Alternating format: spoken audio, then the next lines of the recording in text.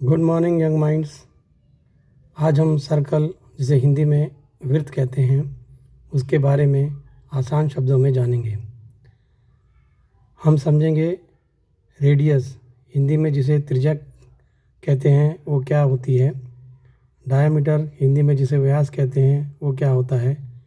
Chord, जिसे हिंदी में जीवा कहते हैं, और आर्क, जिसे हिंदी में चाप कहते हैं, ये क्या होता है।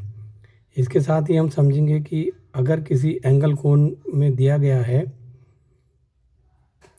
तो ये किस कोण की बात कर रहा है, इस बारे में हम जानेंगे। सबसे पहले हम जानते हैं सर्कल के बारे में। हमने एक सर्कल बनाया हुआ है। इस सर्कल का जो केंद्र बिंदु है, इस केंद्र बिंदु को हम O से दर्शाते हैं।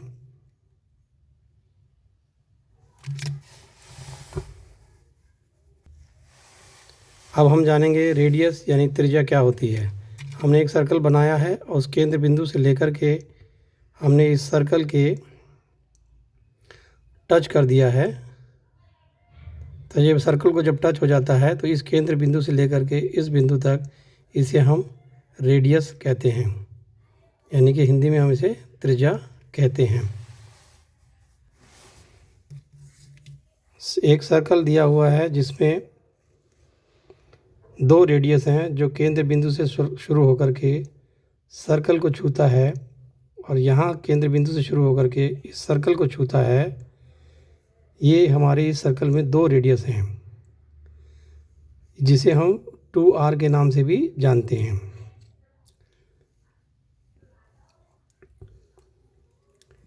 इसमें समझने वाली बात यह है कि इस बिंदु से लेकर के इस बिंदु तक की जो लंबाई है और इस बिंदु से लेकर के जो इस बाउंड्री जो छू रहा है सर्कल के, उसकी लंबाई आपस में जो है बराबर होती है। अब हम डायामीटर की बात करते हैं। ये हमारा सर्कल है। इस सर्कल में ये जो केंद्र बिंदु से लेकर के जो इस सर्कल की रेखा को जो छूता है, ये एक त्रिज्या है, एक रेडियस है, और इस केंद्र बिंदु से लेकर के इस सर्कल के क्षेत्र को जब ये छूता है तो ये दूसरी रेडियस यानी कि त्रिज्या है। यहाँ इस बिंदु से लेकर के इस बिंदु तक, इसको हम डायमीटर कहते हैं, व्यास कहते हैं, जिसको हम 2r भी कहते हैं। अब हम समझेंगे चौड़ यानी कि जीवा किसे कहते हैं। हमने एक सर्कल बनाया है। इस सर्कल में हमने यहाँ से लेकर के यहाँ तक एक रेखा खींच दी है जो दोनों सर्कल के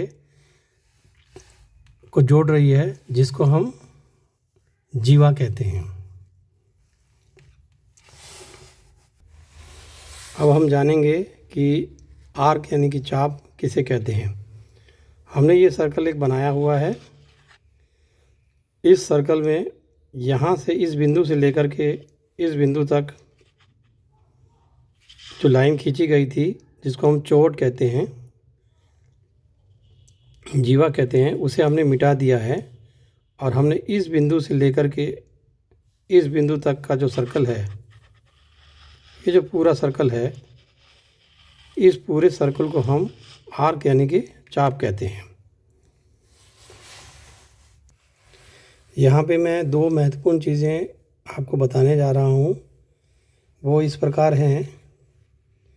जब हमने इस चाप पे से एक A से B और B से C पे एक ट्रायंगल बना दिया है,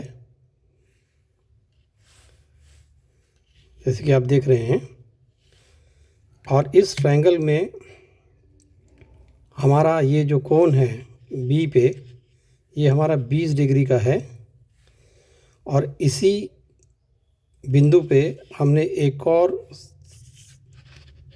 ट्रायंगल बनाया है जो A से शुरू होकर के O और C तक जाता है।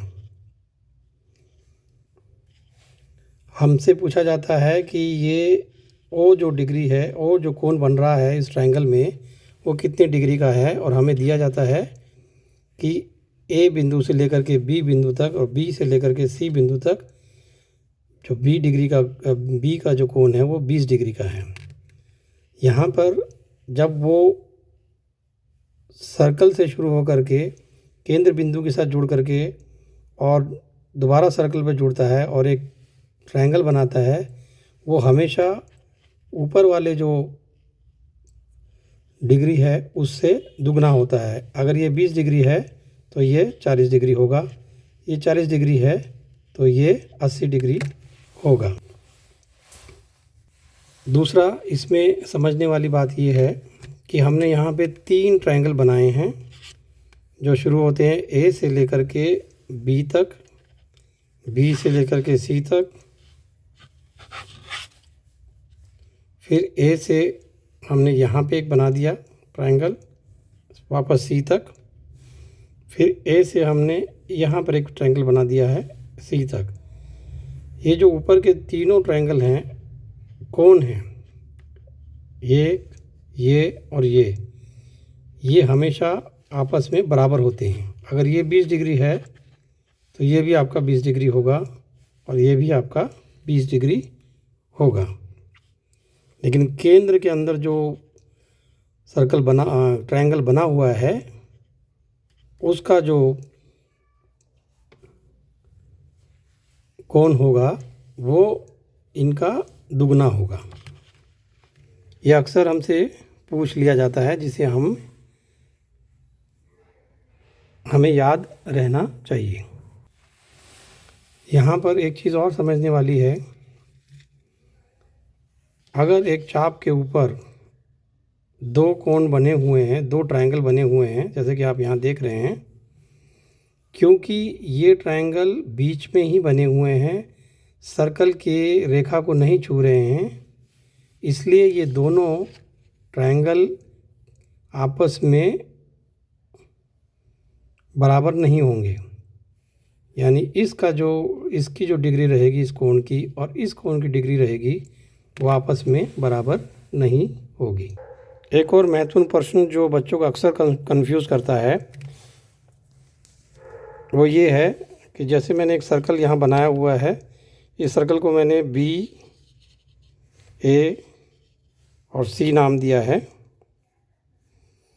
और एक नाम दिया है बी, ओ और सी नाम दिया है।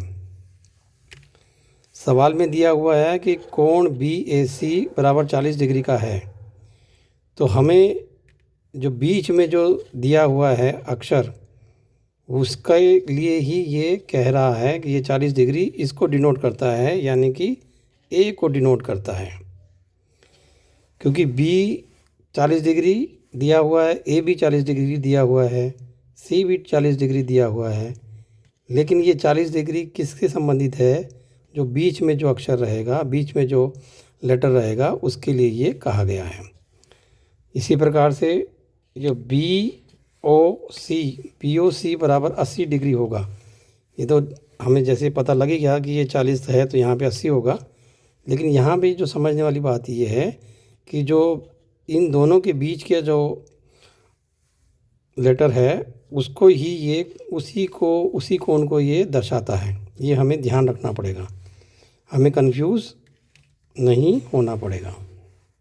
एक और महत्वपूर्ण बात, एक चाप के ऊपर 2 ट्रायंगल बने हुए हैं, जैसे कि आप देख रहे हैं बी ए सी और डी ए सी।